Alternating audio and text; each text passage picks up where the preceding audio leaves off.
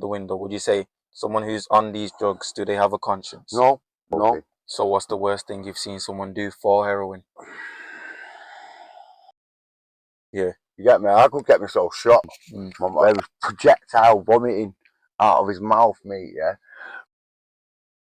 But yeah, this is where I used to put my tent up and I've gone. Get a fucking job. I've had people say that to me. It's horrible sleeping outside, full stop. Especially when you feel nervous and you feel you've never done it before. You know what I mean? It's something I've never done.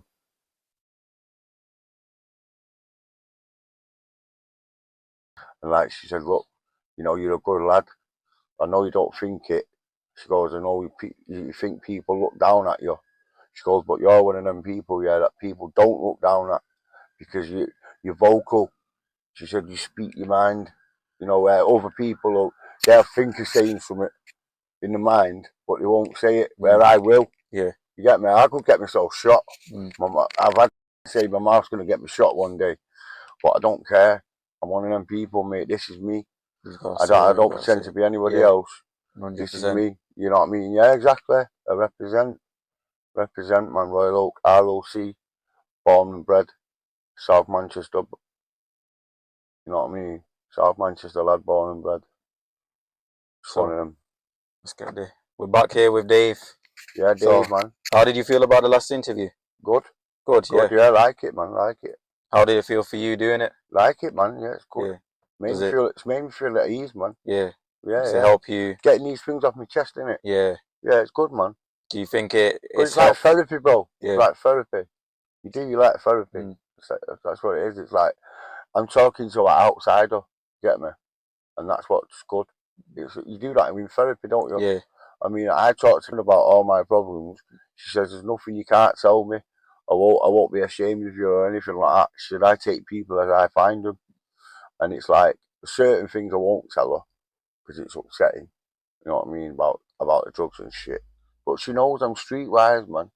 But she says, you need an outsider, somebody to sit down and talk to, and you're that person. You make me feel at ease, man. That's good. I'm glad to help you, man. You do. You make me feel at ease, yo. Like now, I was a bit nervous before, you know, getting butterflies and that. But as like going on now, it's just like having a natural conversation. That's brilliant, bro. You get me? That's just it. There you go. That's how it's done. That's how it is, man. There's a common misconception about homeless people that we have touched on with other people, and you obviously as well. Yeah. Like in the last video, you've said people treat you unfairly. Yeah. So do you have since that last video has came out? People have been stopping me in the street, bro, man, saying your man's famous. I've had people on YouTube calling me amazing, legend. Somebody else said something about what is it? Something about telling Oasis about the roadie thing, man. You know what I mean, bro? And that makes me smile, bro. Yeah, it does, because I didn't expect that. You know that I didn't expect that. I didn't expect people to react to my video like that. You get me? Like I said, people stereotype you. You see you there and they think, well, this guy's a bit dodgy, you know, and all that. But I'm that person. I'm vocal. I might look rough, but you know what I mean? I've got a heart inside. And that's the whole point of the channel, is to pinpoint that homeless people are people. Yeah, people. And they have lives and they have a story. Yeah, exactly. So as long as... Just because they're homeless, right, it doesn't mean, that they're not a person. They haven't got a conscience, they haven't got a heart, they haven't got a family, they haven't got, no. How do you know what that person's been through? Like yourself, like you've been, how can I put it? You've been highlighting about homeless people, and what they're going through. But every homeless person you see on the street, you've got to think, they've got a life behind that. It's not how they got themselves there today. It's about family. It's about responsibilities. And some people just do it because they want to do it. Some people do it because they've got no choice. Some people do it because they think it's funny. You know what I mean? But you got to think that person that you walk past, like when you see someone begging, and they just look at you and you go, get a fucking job. I've had people say that to me, get a job. And I'm like, yo, how can I get a job when I've got a cerebral palsy, you fucking knobhead? And he's like, yeah, what? And then I've had someone else shout at a couple of weeks ago, someone shouted at this bird that I was with, yeah, and she was having a pipe. She was having a pipe in someone's fucking alleyway, like the side of their house, yeah. And I was telling her, yeah, fucking move from here, yo. You're gonna get seen. And she's like, I don't give a fuck. You get me? And I was like, I don't want to hang around with you. I was thinking, nah, man, because she's just like one of them people. I'll bring you on top. You know, if you want to keep yourself under the radar, she's one of them people that would just like bring you bang on top. What? So you keep it under the radar from some people? Yeah, obviously. So how does that work when you need a hit? When I need a hit, and you're with someone that you want to keep it under the radar with? Nah, that person. The person I spend most of my time with is, and at the end of the day, she knows what to do. But you said you keep it. Yeah, like family. It's a family, certain family members. Yeah, keep it down. I don't go on like you smoked about 100 quid worth of crack today and all that. I don't do that. You know what I mean? But sometimes it gets me to the point where I'm like, where I feel paranoid or I feel like twitchy. Like looking behind me all the time and looking over my shoulder. And I don't like that. I don't like the feeling. But you get in that frame of mind, and that's how it ends. You know what I mean? You end up spending like fucking stupid amounts of money. What for? You know what I mean? Yeah, my philosophy about crack is this. Yeah, you buy one first thing in the morning. Yeah, the first pipe you have is the best pipe you can have. Right? You have a big pipe. Yeah, I'm not talking a massive pipe, but I've sent. Yeah, this is an example for you. I've sent green. Yeah, I've sent the guy green to the point where he was vomiting, where he was projectile vomiting out of his mouth, mate, yeah? Because I've gone like that to him, I've gone, yeah, I do this. And I put a full 20-pound stone on the pipe, and I said, yeah, whack that quick. And we both done it at the same time, yeah?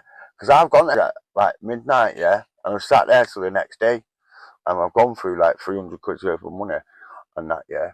And I bought like, say like I said before, I bought like half gram of this and a gram of that. But I'll just snap a piece off, yeah. I won't even think of the size or anything. I just go, yeah, I'll do that.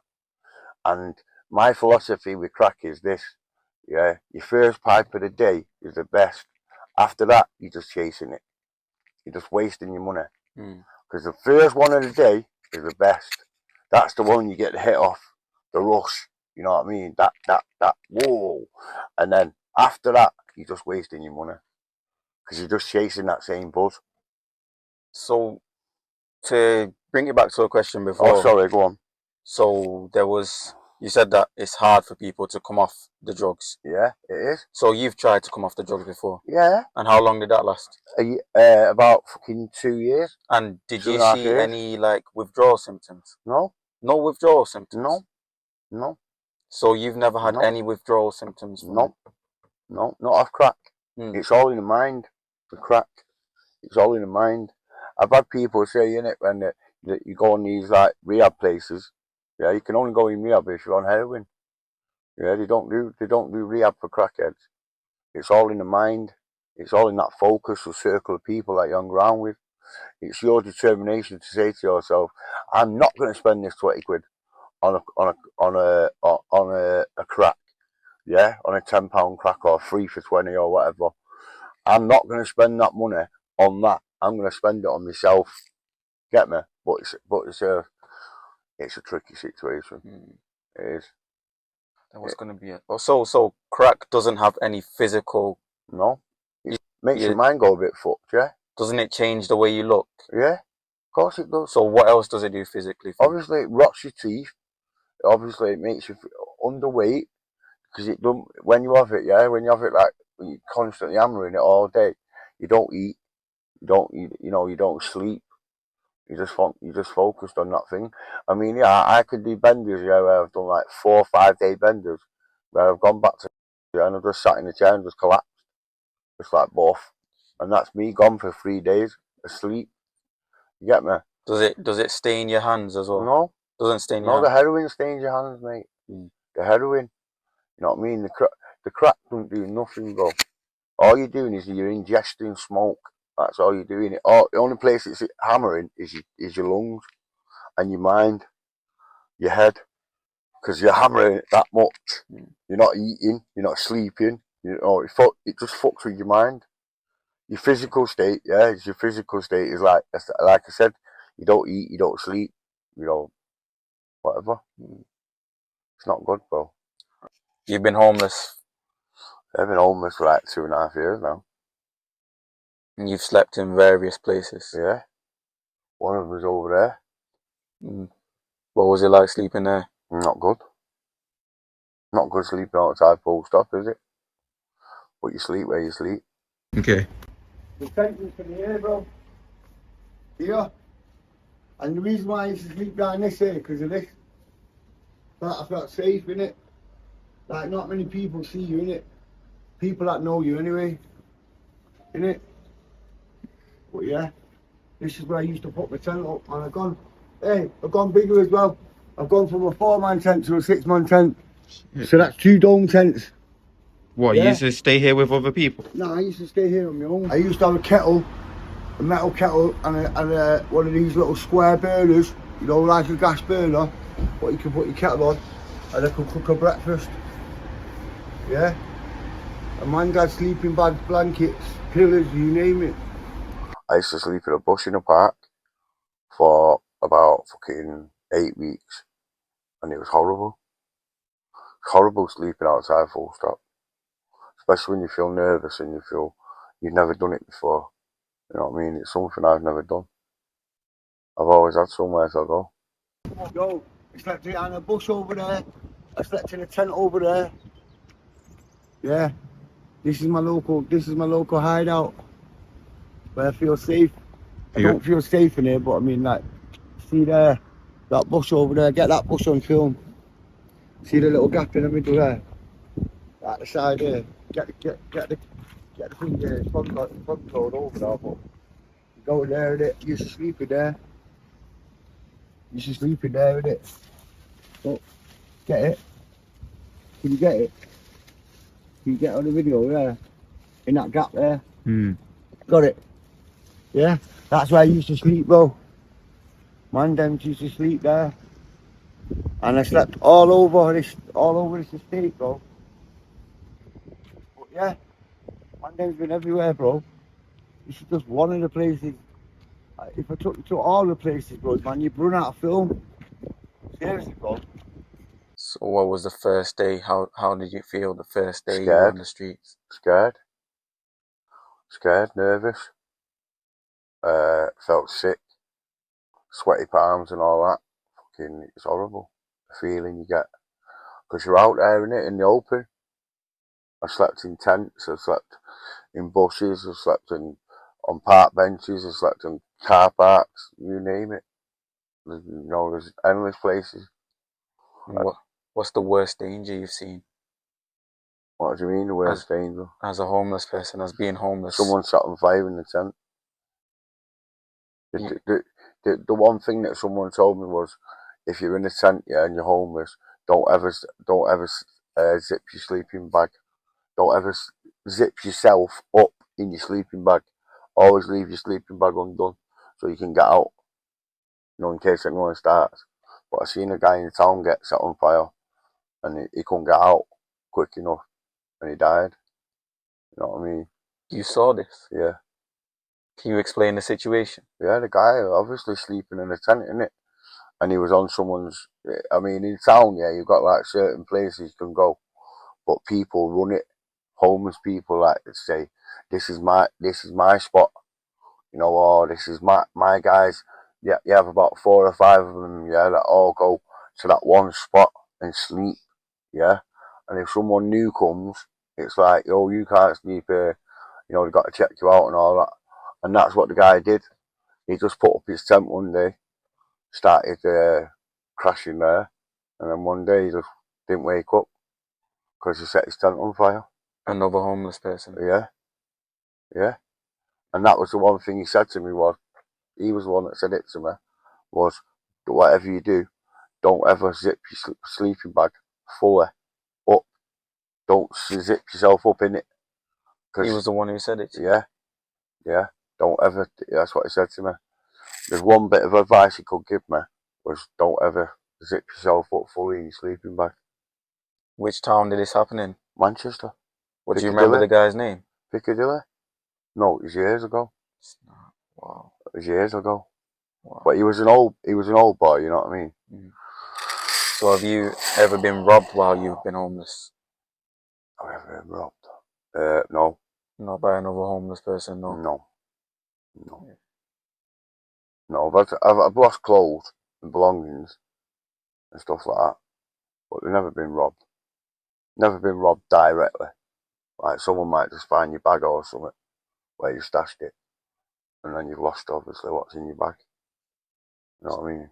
So it's really dog eat dog in the homeless world. Yeah, definitely.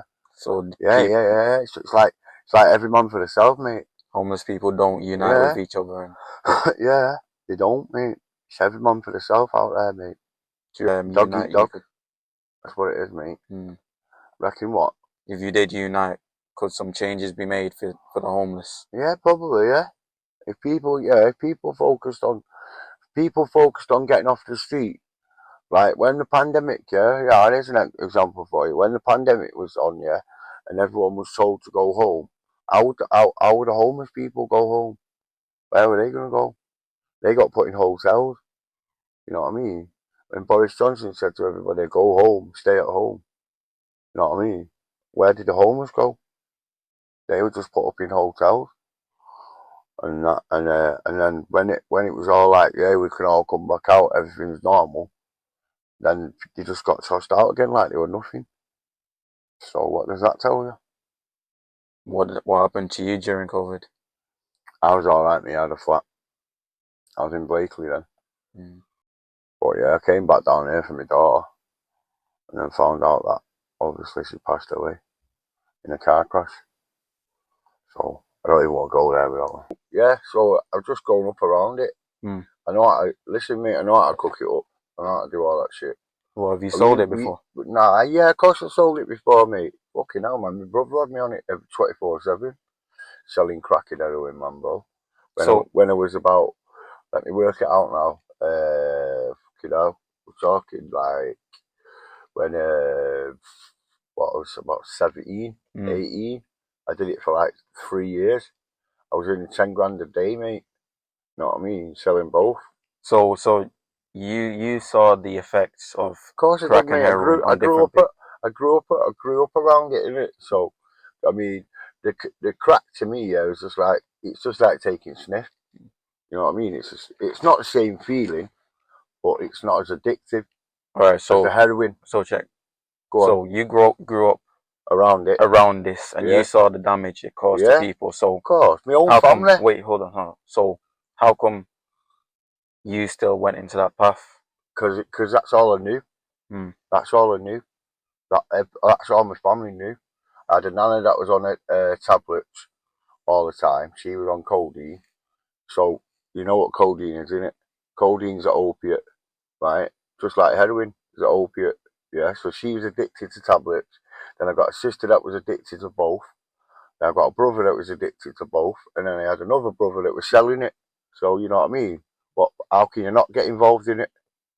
You know what I'm saying? The money in the paper I was making, but I wasn't proud of it. I wasn't proud of seeing people wrecked out their head every morning, sweating, turkeying for a fucking bag of gear. You know what I mean? I had to turn people away for less than £10. If they were 50p short or 20p short, mate, I had to turn them away. You know what I mean? And when you see people like that, mate, and then like my sister passed away when she was 44 through injecting in her groin. You know what I mean? Then she got an abscess in her stomach. And then just like the doctor came one night, he gave her antibiotics, she took one of the tablets, and then just like in the early hours of the morning, it just burst and slowly poisoned her. And then she passed away. You know what I mean? I'm 44 years old to die. It's not nothing, is it? I'm 44 this year. You know what I'm saying? So I've got to represent. I can't, you know, I do the crack, yeah, but the other stuff, mate, man, I've seen it ruin lives, bro. So you've seen this crack ruin your sister's life before? Heroin. So why did it go down that path? No. So how did you feel selling it to people, knowing Exactly, that like this. I just said to you then, innit? I'm not proud of it. Mm. Not proud of it at all. How did I feel seeing people rattling every day? Nah, mate, I didn't like it. You know what I mean? But I had a brother pressurising me. My brother was pressurising me every day. Turn the phone on. Yeah, sit there, sell it, sell it, sell it all day long. You know what I mean? So I just had to do what I had to do. Because my brother was one of them people that you don't say no to. You get me? So that was it. And then eventually, like, I got my own place. You know, I had a girlfriend and all that. And then I had a baby. So I had to walk away from it. And that's what I did. I walked away from it. And where did you get money from instead? Where did I get money walked from? Gyros, working. You know, I was an odd job man, doing gardening, flagging. Had my own van, signed up, everything. And then I went and worked on valeting cars and stuff. I worked from the age of 17 to the age of 20. I think I was 25 or 24 when my daughter was born. My daughter was born in 2004 in September, and I had a stroke, a mild stroke, the same day as my daughter was born. So, you know what I mean? So that was all the stress of getting the house ready, you know, getting all the baby stuff and all that. And my girlfriend just didn't give a fuck. She just didn't care. She just wanted to drink. So I've seen people rectalising all sorts of stuff, you know, alcohol, drugs.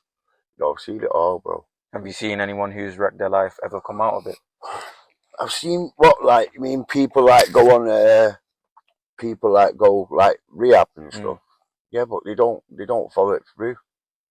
So you've never seen anyone? I've seen people come through it, you know, like, and made themselves up. Actually, you know what? There's a man, yeah, I will mention his name, yeah, right? He used to be a user, right, of heroin and crack, right? I don't know whether I can say his name, but I will, because I respected him, because he was the only one person that I ever seen, yeah, get away from it. And now he is an actual drug worker that works. He works at, how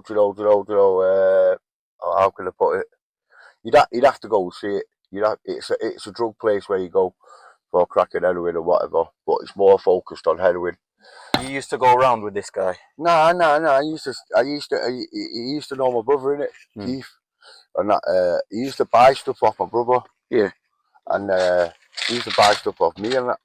But the guy, right, I swear to God, yeah, he got impetigo, which is an infection in his face, right, you know, through spots and that. And he was hospitalised for about a year and a half.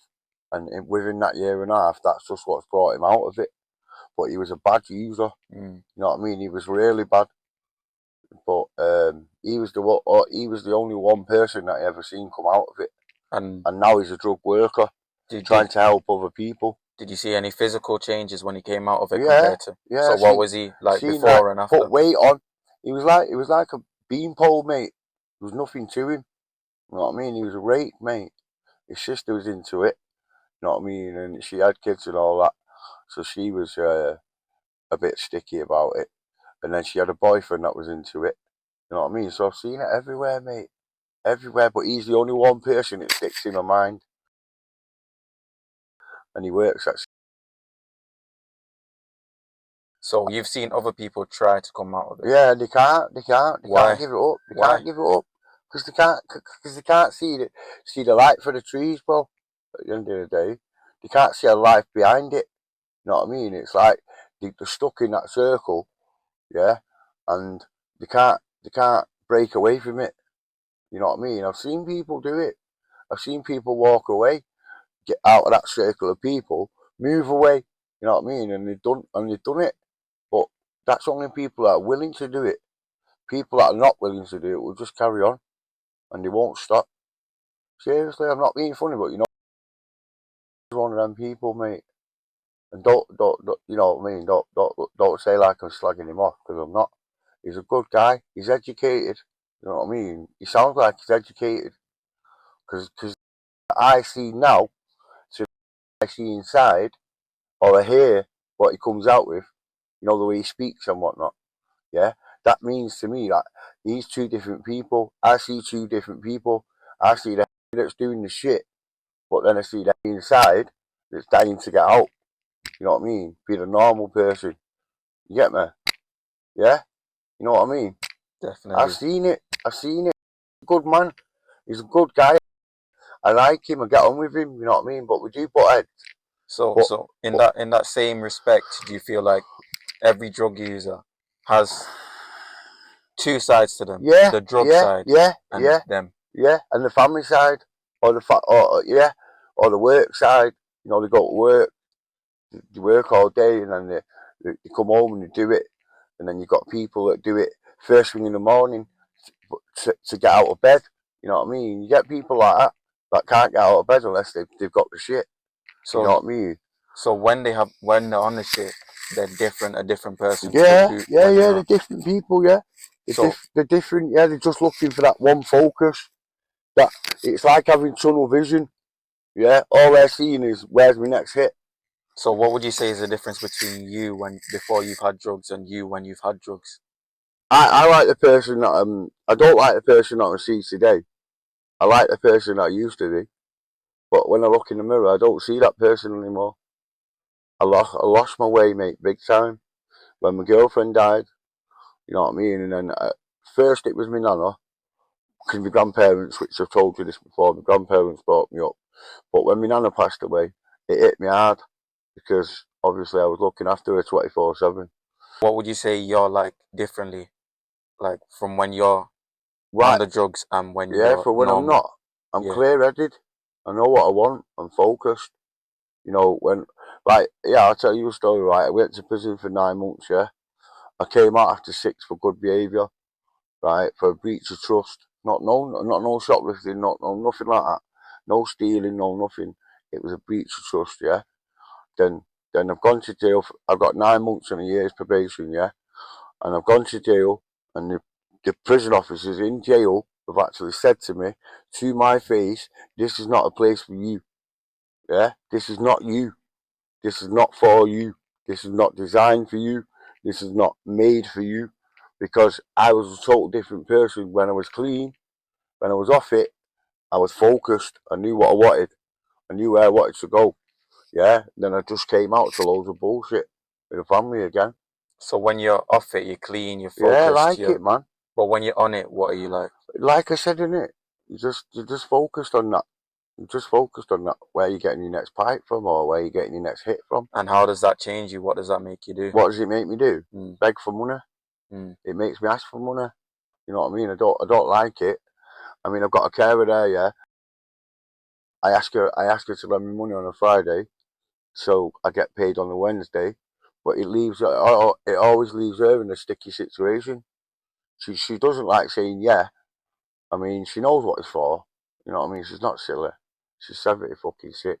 You know what I mean? So she's She not looks that. younger than that. But she said I'm more streetwise than anyone she's ever met. In other words, I can go out on the street and I can speak to anybody. Mm. Yeah, I'm a well-known person by my name, by my reputation. I don't mean by violence or anything like that. I just mean the family name, the respect I've got. You know what I mean? Where certain areas I can go, I get called certain names. Yeah. Where down here I get called Dave because I'm out the area. Where as if I'm in Withenshaw, right? My area where I grew up. Yeah, people call me Skippy, they call me Daly, they call me David, you know, and that's seen it. She's seen it. She's seen what it's like round here. She's seen it upset me. She's seen loads of people, yeah, have upset me by I've been too kind to them. Yeah. In other words, you could say I've been fueling their drug habit by giving them money or buying them little things, you know, like I don't know, crack, or I might go and share some with somebody, and then I'll end up out of pocket, sort of thing. Do you get me? Where I've been too kind, you know what I mean? And they've took that kindness for weakness, yeah. Mm. And my granddad always said, whatever you do, right, he's got a short temper and a really bad, right, you know, not temper, but I kind of like, if I blow, and it's like I just see red mist, and it's like once the red mist is gone, it's like my conscience kicks in then. But I've learned to control it, you know, where your conscience kicks in first, and you think of the consequences before you think of what you're doing. Because my brother, yeah, he's one of them people, and he'll hit you first and then talk after, where I'm not. I'll try and talk you down, where I'll try and reason with you, yeah. But that's because of my conscience. Because I say to myself, yeah, I was brought up, not dragged up, yeah. I was brought up to go to church and respect God and all that. And like my faith, yeah, I'm a Mormon. I'm baptized. My granddad baptized me when I was 11. You know what I mean? And look what I've done to my religion, mate. My religion and my faith, you know, and what I believe in and all that. It's just gone out the window. So you said you've got the conscience. Yeah. That's more when you're sober. So when you're on the drugs, is the conscience out of the window? Would you say someone who's on these drugs, do they have a conscience? No, no, no, no, no. They won't have a conscience, no. They go out and they rob people, you know, they go shoplifting, they do whatever they've got to do to get it. Beg, sit down and beg, you know what I mean? They do what they've got to do. When they're focused on that one thing, there's no conscience in it. I mean, I did it right a couple of times, I will admit, yeah. I've sat down at Aldi, and I've sat down at Tesco's and Sainsbury's, yeah. There's a few people there that do it every day. There's a guy that does it, yeah. I won't say his name, but he does it every day, and he classes it as tapping. He calls it tapping, but he treats it like a job. You get me? What's that? Begging, Mm. asking people for money. You don't say, yeah, have you got a fiver or something like that, but he's got regulars that come to him and like give him little backhanders and that, you know what I mean? Change, fivers here, you know, a couple of quid there, and then he goes home and the first thing he does is he buys his drugs. And then he'll do his drugs, and then he'll come back out, and he'll do it again, and he'll do it again, and he'll do it again, and that's all he's focused on. He's got no life for that outside it, if you get what I mean. I mean, I used to have a family. I ain't got a family anymore because obviously they're all passed away, or they're either in prison or they're not well. You know what I mean? The only person I've got left now is my brother, but he's in a bit of a mess of his own. You know what I mean? He's got cancer and shit, so I can't go and put my problems onto him, sort of thing. But yeah, when you're on that shit, mate, you don't focus on nothing. Mm. The heroin's the worst, because that shit, once that shit grabs you, yeah, it grabs you, and it's like, mate, it's something you don't want to be involved in. So what's the worst thing you've seen someone do for heroin? Do I really have to say it on camera? No, What's if the you don't worst want thing? to. What's the worst thing I've ever seen anyone do for what? Heroin. What, for a £10 bag? For anything. Well, that's how you get it, innit? £10 bags. Okay. You get like quarters. No, sorry, not quarters. You get half grams, right? Half grams of gear, half grams of stone. You can get a gram of stone for 50 quid, and you can get a half gram of gear, which is classed as like 4 or 5 bags of heroin or something like that. But it's decent, you know what I mean? It's what they give out. It's decent, but I mean, look.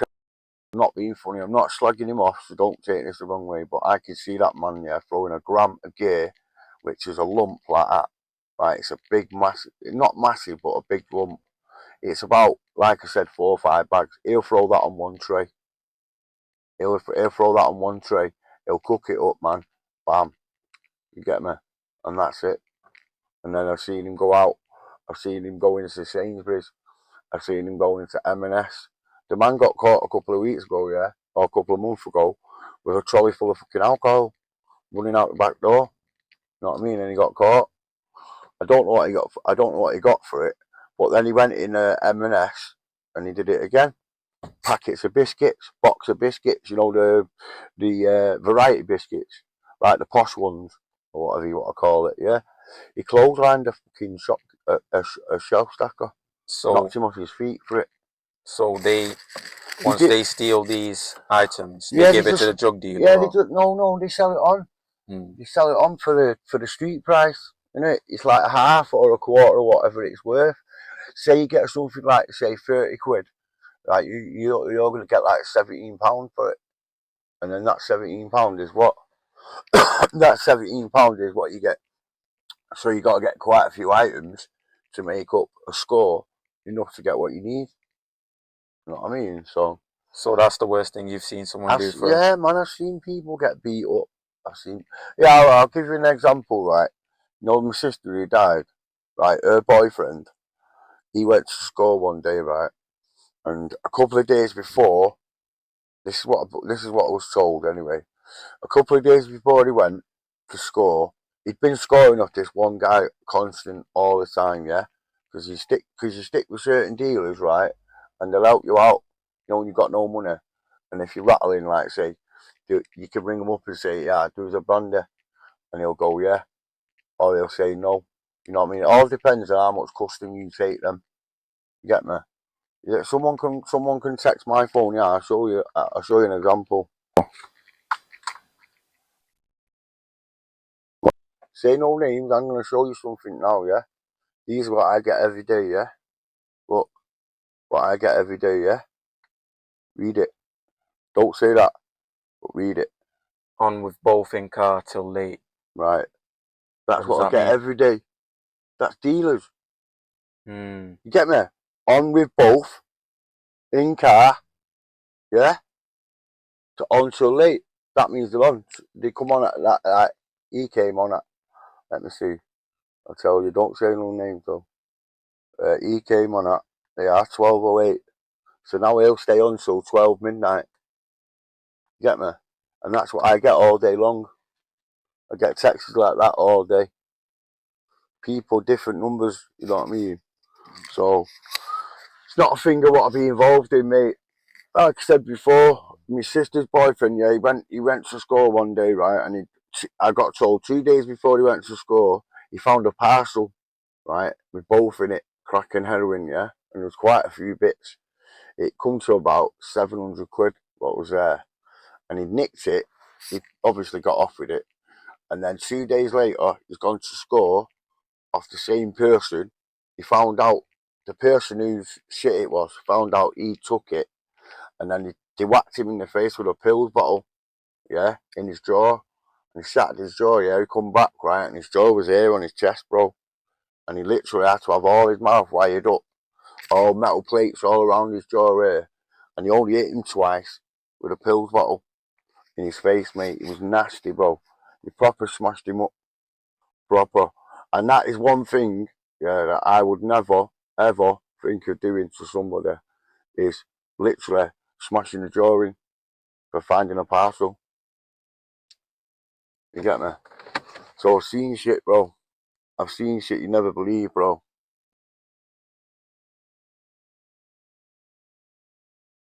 So we're gonna get into some of the commenters. Right, go on. Comments from the last video. Yeah, man. So Brady Bath said, £100 a week is a pretty tame crack habit. Oh no, yeah, I've heard that one. So what do you think about that? What? That's a pretty tame crack habit. Yeah. That's a good comment. That's, in other words, he's saying that's good. That's good. That's quite a lot, though, I think. No, listen, £100 a week. That's is a nothing. lot. That's nothing, mate. Well, you seen people spend way more than that. Mate, I spent 5 2 days. You know what I mean, bro? That £100, I was only being light with the £100. But I can spend 5 2 days. Sheesh, yo. Yeah, shisho. That's what it is. Shisho. So, Rakid said, you're a trooper, mate. Starting life like that and still cracking on. You got his respect. Check out how he put it in, though. Cracking on. You know what I mean, man? You had to get it in there, didn't you? Yes, bro. Right, what's his name? Rakid. Yeah. Yes, Rakid, Rakweed or something. Yeah, Rakweed. Yes, my boy. So, Ifeora said, what a funny and lovely man. Yeah, man. Big up. Big up. Jacob Waters 5431 said, legend. Yes, that's my guy. Legend, yo. I like that shit, you know. That shit makes me feel good in there, yo. Get me? That makes me feel good, yo. Does. Dickie 0076. Dickie 0076. Said, does Oasis know their roadie is but out here? That's the one, bro. That's the one, yo. That's the one, yo. Were you ever in Oasis? No, I wasn't fuck. But I've been mistaken for Liam Gallagher, Right. Noel Gallagher, in Blackpool. When I went to Blackpool, I got free accommodation for 2 weeks. Yeah. It's not, What's bro. bimbo? And the guy in the hotel, yeah. What, he gave you free accommodation? Free accommodation for 2 weeks. All drinks free, food free, everything, bro. Yeah, and you know what? Right, get on this one, right? The only thing he did was he took his wife out of the hotel and said, go to the next one. And him and his brother were working the hotel. And like, the tailor was like, oh, where's your wife gone? And he's like, fuck that, mate. Someone special like him. Yeah. He actually thought you were Liam? Yeah, mate. Played it, bro. Played it 2 weeks, yeah, free. Everything, man, drinks, you name it, food. I just played it along, bro. Because I had the Manchester accent and all that. Did he not ask you to sing or not? Did he fuck? Bro. Nah, bro. 2 weeks. What if he just knew you were homeless and then he just... Nah, by now, we're talking like years ago, bro, and I swear. Oh, shit. But yeah, I took the road to Blackpool. And like, fucking yeah, 2 weeks free. All because of the accent, bro. Yo. So Oasis out there, bro. Nolan, what's he called? What's his brother called? I have no idea, bro. You know, no, sorry, forgot your pecs are too big for them too. Nah, it's Nolan there, Liam, innit? I have no idea, bro. Yeah, it is, yeah, look, Nolan, Liam. If you're out there, boys, give me a shout.